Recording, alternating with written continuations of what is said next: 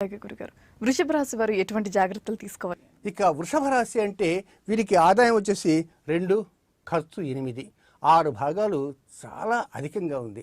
మరి 6 భాగాలు అధికంగా ఉన్న సంవత్సరం పొడుగుతా ఆ వృషభ రాశిని రాహు సంచారం జరుగుతుంటుంది.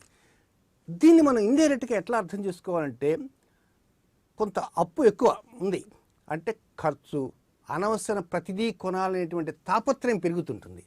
పైగా జన్మరాశిలో రాహు ఉన్నాడు. రాహు ఉన్న కారణంగా ఏదో ఉబలాటం. ఎవరన్నా చూసి కారులో పోతుంటే దాన్ని మించిన కారు నేను కొంటా, ఎవరన్నా మంచి శారీ కట్టుకుందనుకో, ఒక అమ్మాయి ఒక స్త్రీ కట్టుకుందనుకో, అంతకంటే మంచి శారీ నేను కట్టుకోవాలి. పంతాలకు ఇలాంటి వాటికి పోయి బోర్ల పడతారు. కనుక వీలైనంతవరకు పంతాలకి వెళ్ళకూడదు.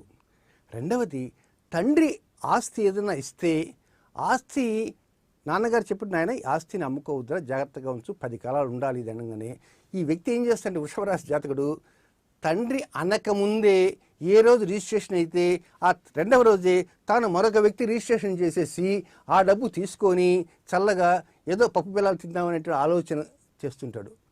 ఎందుకు చేస్తాడంటే రాహు.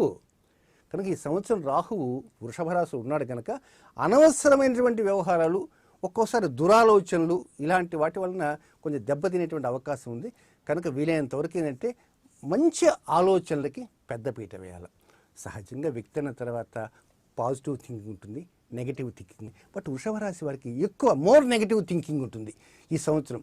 అందువల్ల ఏంటంటే నెగిటివ్ థింకింగ్ తగ్గించుకోవాలా. నేను తగ్గించుకోనండి, ఉంచుకుంటానండి అన్నాడనుకో, ఆ విధంగా అంటే కొంత సమస్యలు వస్తాయి. కాబట్టి నెగిటివ్ థింకింగ్ జోలికి వెళ్ళరాదు. వెళితే చాలా సమస్యలు వస్తాయి. ఒక్కోసారి 10 మందిలో పలచబడేటువంటి అవకాశాలు కూడా ఉంటాయి వృషభ రాశి వారికి.